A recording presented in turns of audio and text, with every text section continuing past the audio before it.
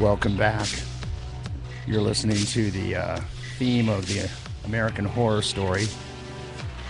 Thought that might be appropriate for our guest this morning. Lyle, I forgot your last name. Charmin. Charmin, that's right. Because I remember reading it and thinking, does that say shaman? And no, there's an R there. That's it. And it's not with a C, it's with an S. Yes. Welcome. You're from the Route 66 Paranormal Yep, Route 66 Paranormal Investigators. Investigators. Yep. There you go. And you've got an investigation going right now in Needles. We do. A little bit off the beaten track of Route 66, but it's still in the town that Route 66 is passing through. We need to turn him up a little bit. Okay, let's get him up. How's that? Is that better? I don't know. Is that better? That sounds better to me. All right. So tell us about the investigation that's happening and where it's happening. I think everybody in the community is pretty much familiar with it, but just go ahead and... Yeah, it's the the big greenhouse on the corner there at 517 K Street, and pretty much a house that everybody, it looks like in this area, has known about, and people all through the tri-state area. Been there a long time, and I can remember being a kid coming to this town and pulling in from California and going by that house constantly. So I think a lot of people... You got people from all over the state of California, Phoenix, different areas that come in and have visited this area. Right. And they've always looked at that house and said, wow, that looks scary, or I wonder what the story is with that, or whatever. And so I think that's what's intrigued a lot of people when they saw that we were in there doing this and filming. They're finally going to get a lot of answers that they've wondered about for 30, 40 years. Right. I mean, some of the stuff from talking to people that have lived there is known in the community, but there's still a lot of rumors about like exactly what the tunnels were used for, exactly what was really going on in that house. Some people claimed it was a brothel, others claimed that owned it. No, that never happened, which is hard for me to believe. But again, people trying to protect maybe some of the history or negative history, I don't know, or trying to protect people. People want to sell the house. Right. There was actually some people that owned it that only lived in it for 3 months and sold it. And, so you got to ask yourself, why is that? Why would somebody buy a house, turn around 3 months later and sell the thing? As far as the tunnels, we're going to disclose a lot of that on the 21st. But I can tell you this much, this whole tunnel thing was very popular in the West in the old Western days. And if you go to towns like Kingman, Williams, Prescott, any of these places, they all have tunnels also. So when you put tunnels in, it's not for anything legal. Right. Because if you don't need a tunnel for anything if you're just going to haul something from point A to point B, unless it's illegal. So a lot of what we'll be disclosing will be focused on things that really weren't legal and probably shouldn't have been happening, but it was common practice. It wasn't like it just happened there. It happened all over the place. And there was really kind of three things, like you talk about brothels. Absolutely, they were used for that kind of stuff. But Chinese laborers were real popular back in that day. Sure. And so absolutely. And so you'll see that in all these towns, and we've done enough investigations in all these different towns and researched this stuff that when you get to another location that has tunnels, you don't really have to do much homework because you already kind of know what the story is. But there'll always be a million stories from other people, wondering about it. What was it really? What was it actually? And you may never really know exactly, but you'll know pretty much what it was. So brothel, absolutely. Chinese laborers, absolutely. And opium. Opium was extremely popular back then, and it was transferred through tunnels all over the state. And so all those reasons are going to be things that get disclosed and have to do with why you have tunnels. Like I said, it's never for anything legal. Right. Are these tunnels very long? Oh yeah, some of them can run, for, like in this case, from the house all the way to the train station. Really? And the counties and the governments and all these people, they filled these things in all over the place, so you can't get all the way through them anymore. And that's common. Like I said, if you go to Williams, Prescott, Kingman, it's kind of like one of those things that nobody wants to talk about, especially if they're in a government level or a county level or a city level, because they don't want people to know that, you Right. know. But it's kind of silly because what's it matter? It was back in that day. What does it really matter? Yeah. But it's like a secret thing. You go to Kingman, you go to these places, nobody's giving tours of these things. Fill them in, get them all filled in, and make them go away, type thing. Right. But the reality of it, and again, why would you be so concerned about filling things in and keeping it so quiet? And why isn't there more literature and more things in museums and more things like that on these tunnels? Why are they so quiet? Why are they such a mystery? And that's because, you know, a lot of these people don't want to talk about it. But it is what it is, and that's what was happening in them. Are these tunnels lined? No, No, they're just no, dug it's in a- the dirt. It's a dirt tunnel. You know, most all of them are just dirt tunnels. Don't have no wood. Don't have nothing. No reinforcing at all. No, Whoa! no. Huh. I wouldn't So- want to be in one of those when the train went by. Yeah.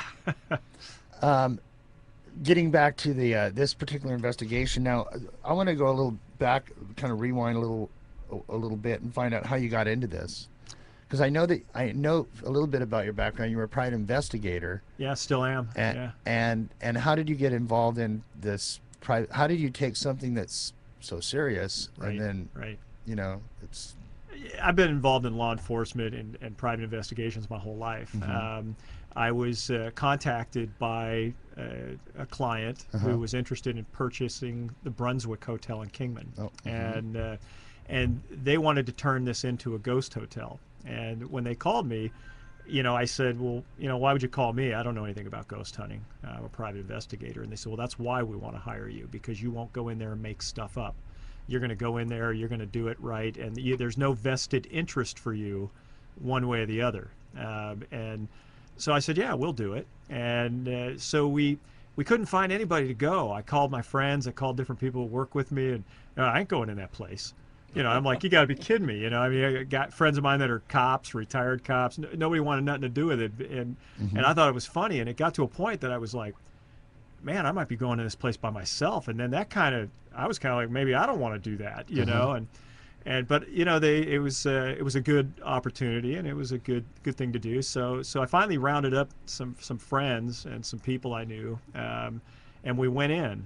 And to this day, we're the only group that's ever investigated the Brunswick Hotel, and we were fortunate to get to go back and do it 4 more times after that. But it by the end of the night, we walked out of there, and we couldn't believe what we had experienced. And I had an experience back in 2004, but you know, when you're not really into ghosts or spirits or that kind of, we get older, we like to make up excuses why things happen. Sure. Logical excuses. We constantly look for a logical. Right.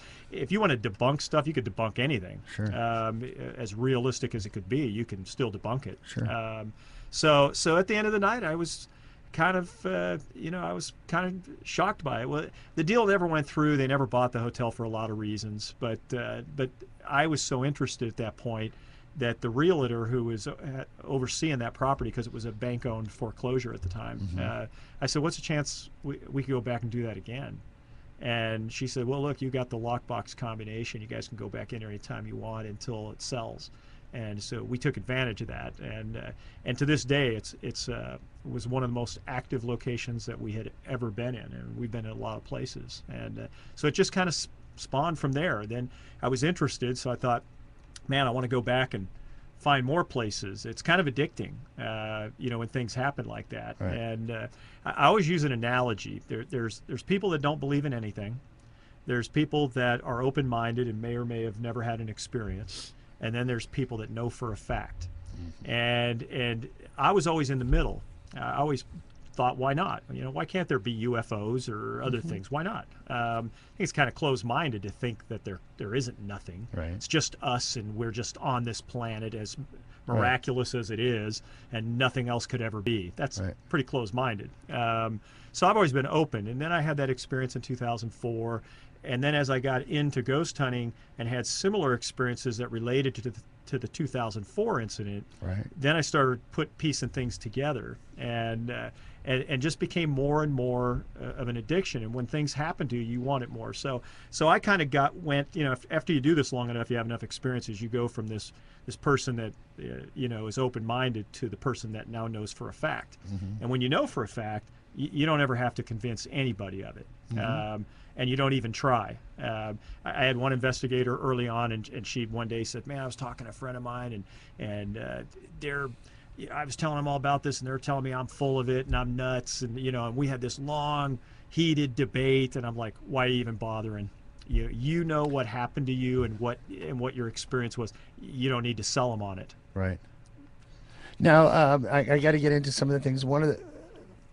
First of all, I've watched a lot of these programs. Everybody, I think, has out there. There is some new equipment that's out there available for people to be able to record anomalies in different magnetic fields and Right. other infrared, other things like that. Right. Heat, but I just want to say this from the get-go. I think the best instruments to detect these entities or ghosts or spirits is actually us. Yeah, absolutely, That 100%. that we have been imbued with the Right. very tools necessary to be able to Absolutely. be able to and it's funny because I watch a lot of these shows, and it's neat to make the machine go off and everything, Right. But really the real information is going to come almost like a little packet of data. It's Right. just like dink. Yeah, when I started this, for a long time, we didn't even have equipment. We had a digital recorder. That was it. And I used to always say, I don't need to buy any more equipment, because I didn't even care if I captured it on video back in that day, because all I cared about was me personally Right. getting the physical experience.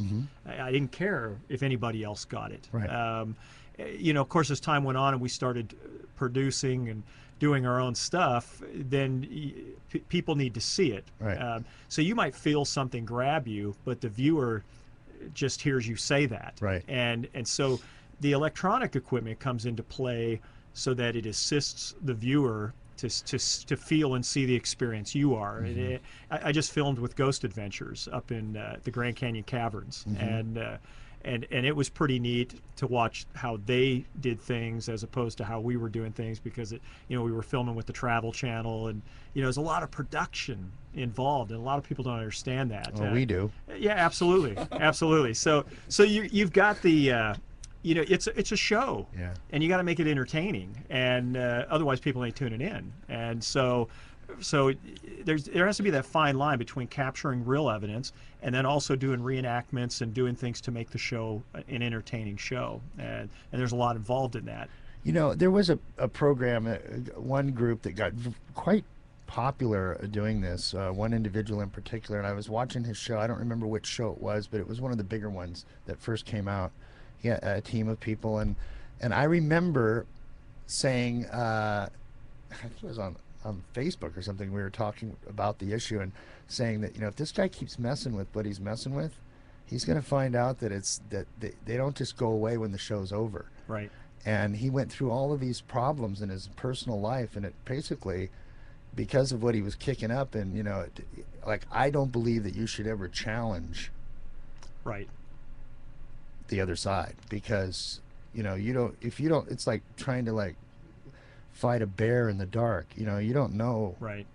Yeah, we don't, I've got a philosophy, and it probably wasn't so much my philosophy early on, but it is now, and Yeah. that is, I don't go in, and none of my team goes in and ever is disrespectful to Right. whatever is there. Exactly.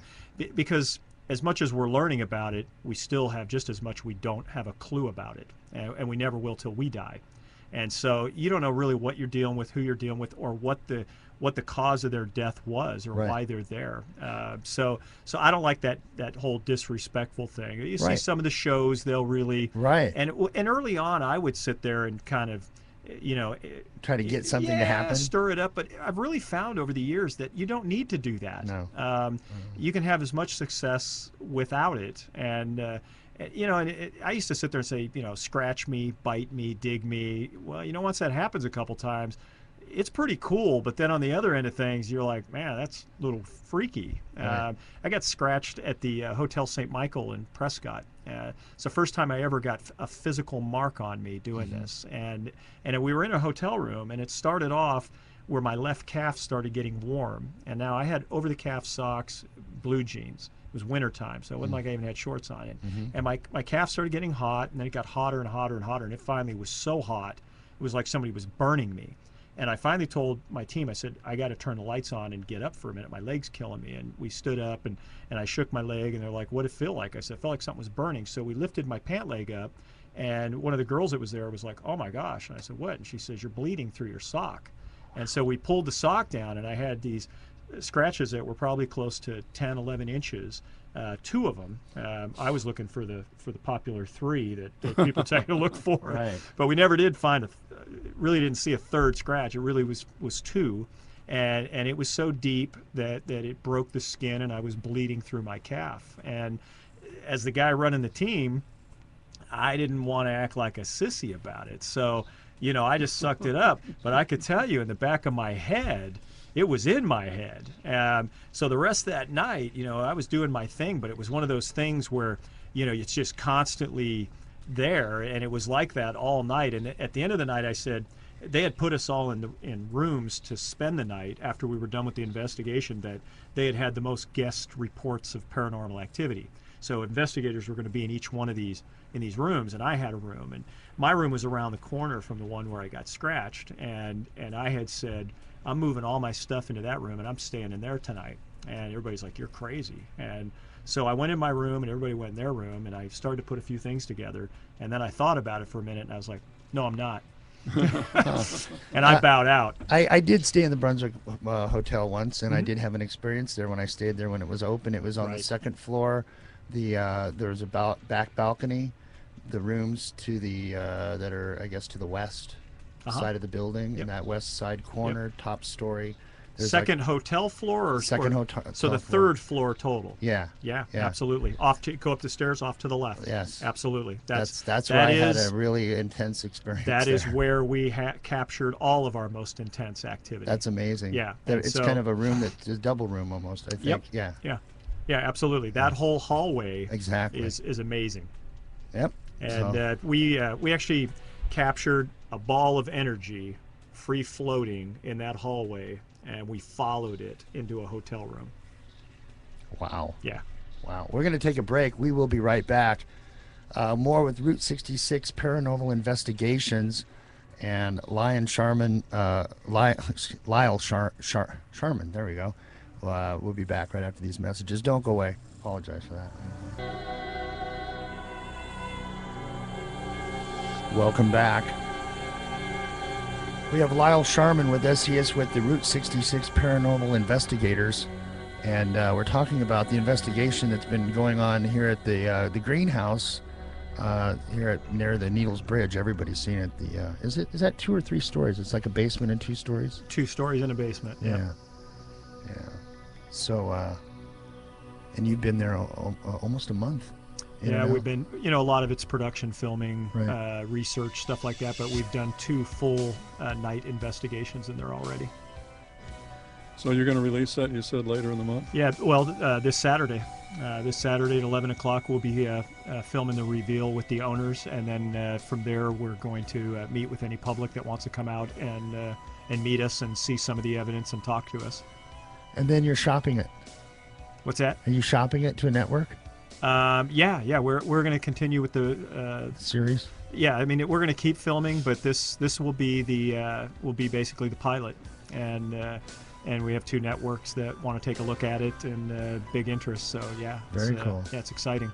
You have another field of investigation you talked to me in the break about. Yeah. We if you go on our website, you can see both of them. But the other one is called Paranormal Homicide Investigators. It's kind of a spin-off. We're going to film that as well, but it's basically we take the private investigations part of what I do, and you reopen cases for whatever reasons. There it could be because you got people on death row for 20-something years and they're still in the appeal system. So the question is why. So we're going to dig into that and find out why. Maybe you got somebody who is accused of something and has proclaimed that that they were innocent and that they've spent all this time in prison for nothing. So we're going to redig into that, and then we're going to combine that with going back into the location where the murders occurred and see if we can reach out to the murder victims and get answers from that as well. Wow. And then combine the two. So it's kind of like combining, your ghost hunter show with 48 hours, and then we're going to throw a medium into the mix, and then you're going to bring these three things together. So the current one we just did is Grasshopper Junction, and we're still working on that case. That was a brutal murder homicide that happened back in 1991 off of Highway 93 between Kingman and Needles, right across from Chloride. So there's a little set of buildings right there. The house where they were murdered is still there. The owners had activity.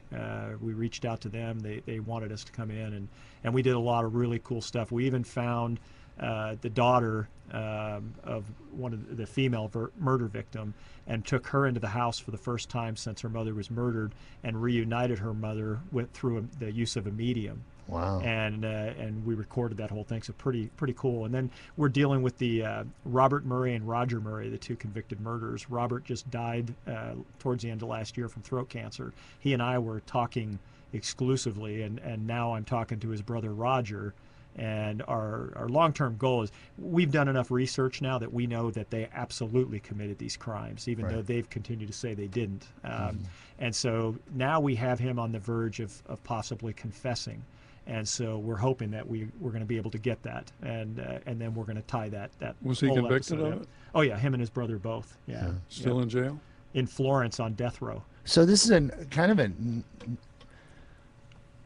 it's kind of a neat thing for you to be able to put your law enforcement and investigative background into this. Absolutely. Into this as well. I mean, Yeah, to and you get tie the access. crime thing into the whole thing. Yeah, when you're a licensed private investigator, you have access to a lot of things that the general public isn't allowed to, and so that makes that paves the road to making things much easier to get that information and be able to use it. Right. We've over the years here, when I needed to like follow somebody and I didn't want to be a stalker. Right. I hired a private investigator. Sure. To do that. Right. So.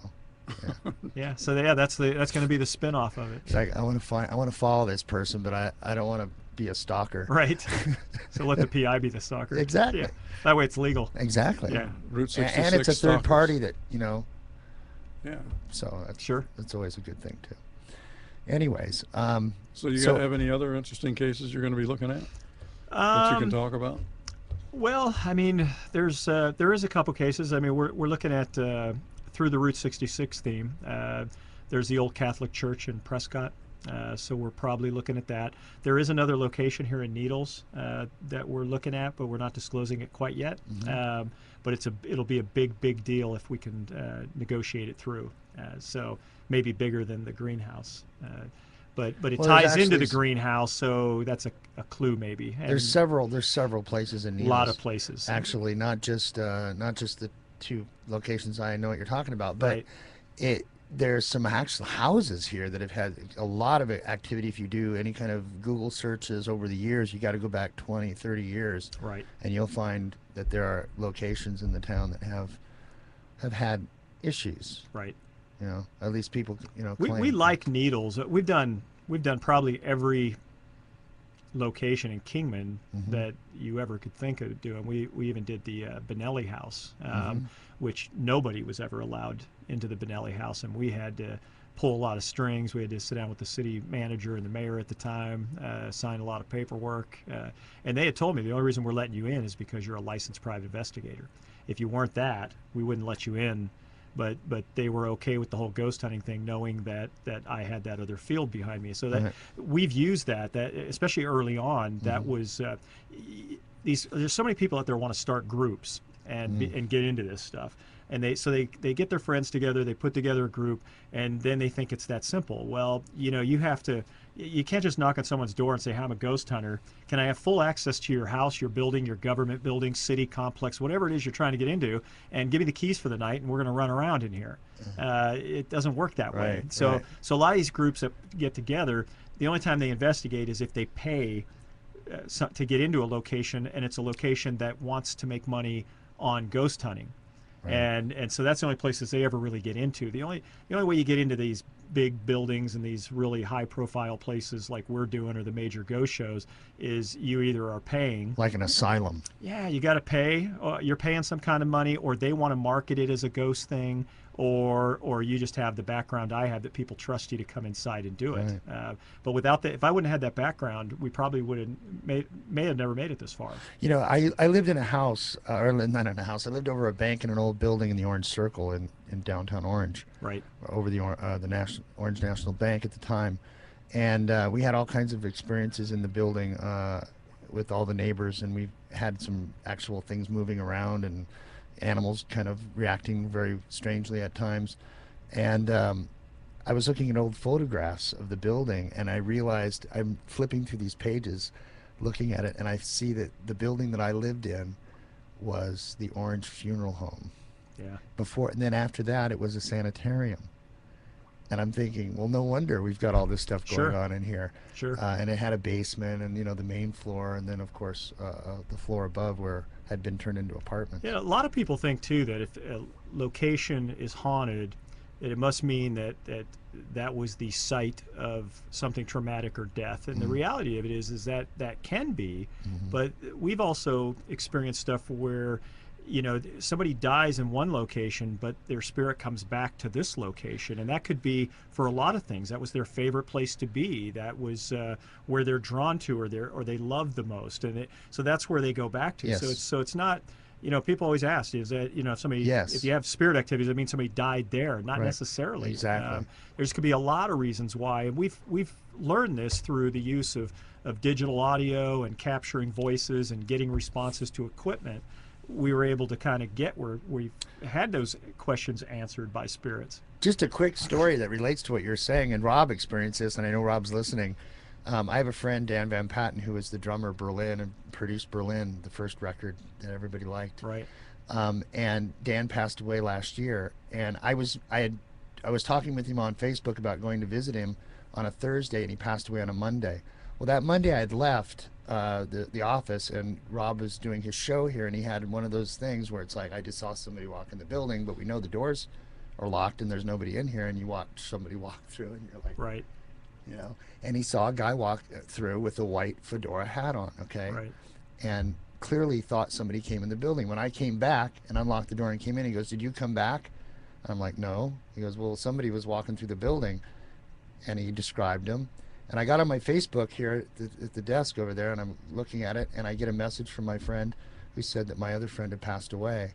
And I went to his Facebook to see if anybody had posted any details about what happened or anything.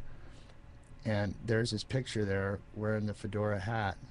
And Rob is standing there, and he's like, that's the guy right there. Right. Now, Dan died in Belize, Yep. but he came here Sure.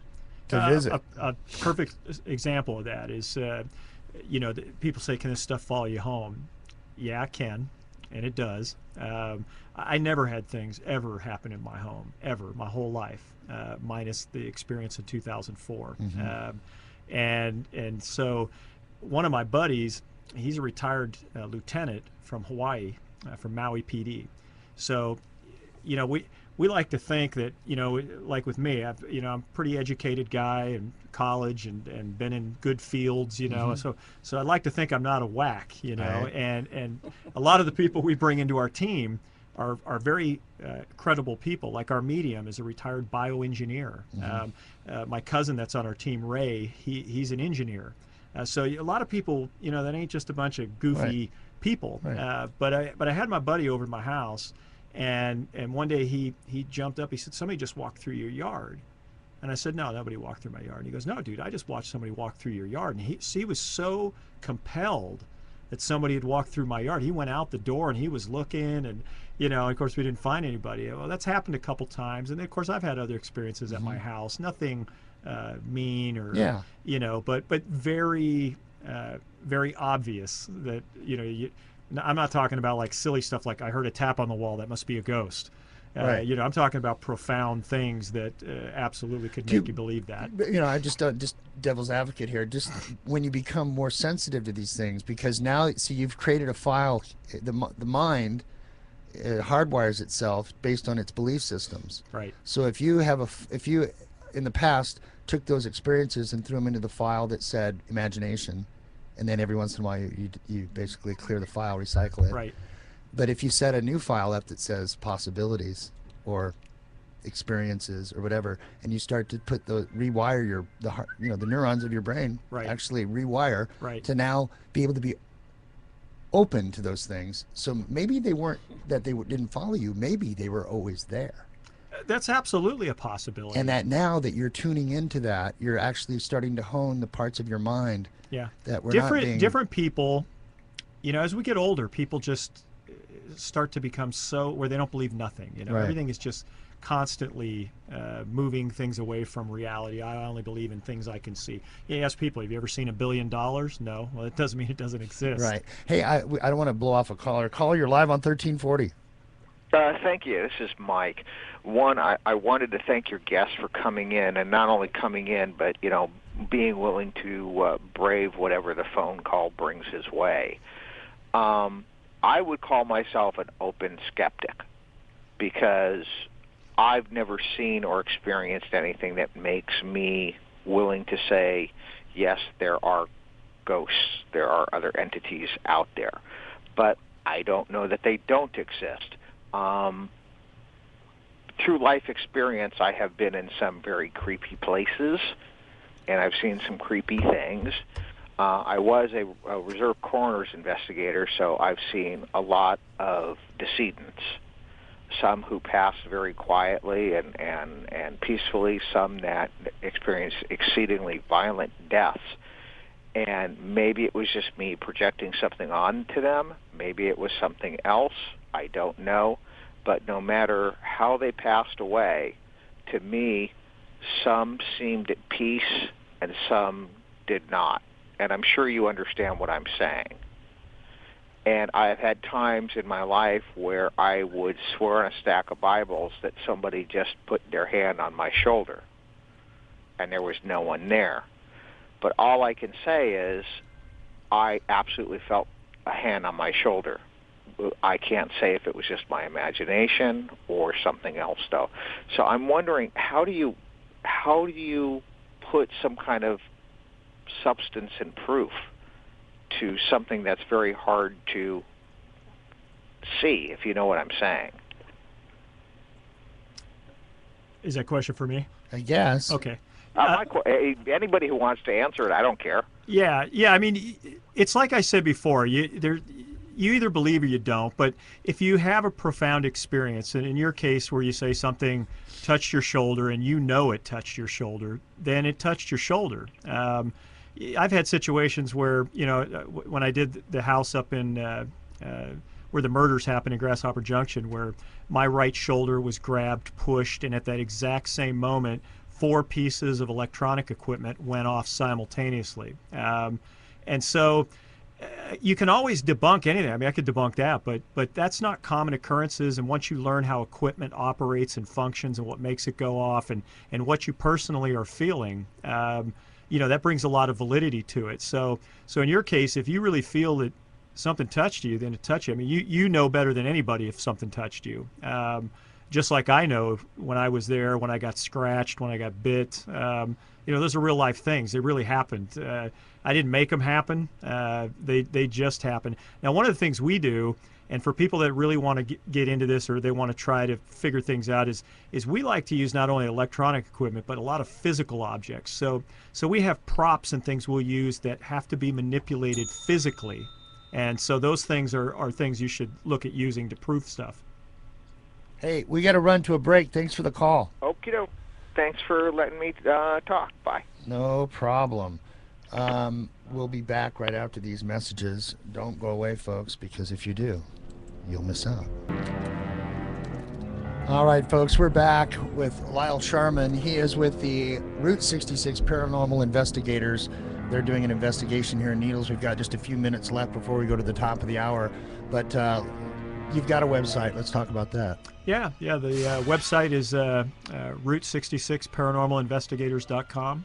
So we keep good updates and everything on there. And equally, go to the Facebook. If they just go to our Facebook page, again, type in Route 66 Paranormal Investigators, and it pops right up. And we have a pretty big following, and it keeps climbing every day. So. Yeah. Well, it's pretty interesting stuff. I like how you're using the drone technology for some of your shots. Yeah, our producer Mac is great. He's doing a great job. Yeah, and that gives you some really unique footage. There'll be a lot more coming out after the reveal. You'll see a lot more video footage, and then people will be able to see some evidence. And again, if they come out on the 21st, 11 o'clock. You can watch some filming. And then afterwards we'll meet with the public, and we think, depending on how many people come, that where at the greenhouse. Okay. Yep, it'll be right at the greenhouse. So we'll be filming there, so they can watch some filming. We want to meet people, especially the people who follow us and like us, and we're probably going to open the front door after we're all done, and people will be able to come in through the front door, meet us where we have the tables all set up with the equipment for the reveal, and we'll probably show them a little bit if they want to see it, give them a chance to look inside the house. And this is 11 o'clock? 11 o'clock California time at the greenhouse at 517 K in the Street. morning? In the morning. Okay. In the morning. Because when you're talking about ghosts, no, not 11 you're like, at night. 11 o'clock at night. Ah! Yeah, no, there'll be a morning deal. Well, that's very We're the cool. only ones that stay up that late at night. Nobody else dumb enough to stay up that late. I was going to buy a voice box and see if I get some gear for here. Right. But I got a problem. RF. Yeah. It's just constant here, and Sure. it's going to affect any kind of machinery. So you'd have to actually go dark. What you should do is put some cameras, and then put some That's physical. why I got the camera. Have some physical manipulating things. Like, for instance, take a piece of PVC pipe, build a little cradle, and hang an object from it on fishing line, and then just put the camera on that and see if sometime in the middle of the night that thing all of a sudden starts dancing around. Well, here's what happens at night. Yeah, so that's great. great. And I hear it, and I'm too afraid to come in here. Yeah. I am. I do not want to actually physically see that little part. See, I want to see it. That's. That scares the living. Nah, we dig that. We captured something at the greenhouse where we have physical movement. Wow. And that's going to be on tape to be seen. Very cool, Lyle. I'm so glad you dropped by, and it's kind of fun, you know. Yeah, it's cool stuff. We're digging it. The genesis of what you're doing is really genuine too, which is kind of cool. Yeah, we would have never, like I said, I mean, there's no reason I wouldn't do this if it wasn't real. Right. Be no point in it. Right. It's like going out to fish, like you were saying. We did this. I was just saying on the break 47 times before we ever started doing a production. So I would have never made it to 10 if this stuff was fake. I'd have been like, I'm done. Yeah. So it's very real, and people should really start embracing it, and especially this town, because we're going to be doing a lot of work in Needles, and so it's a chance for people to embrace it, and we love to meet people. So reach out to us, send us messages, come out and see us. Very cool. Well, Lyle, thanks for coming in. We're going to definitely check it out. That's this Saturday at 11 o'clock in the morning. 517 K Street. It is the big greenhouse, the reveal, with the Route 66 Paranormal Investigations will be there. So check it out. We'll have it back Website one more time. www.route66paranormalinvestigators.com. There you go. Thanks a lot. You got it. Thanks, guys. We'll be back for the final hour right after these messages. Don't touch that dial.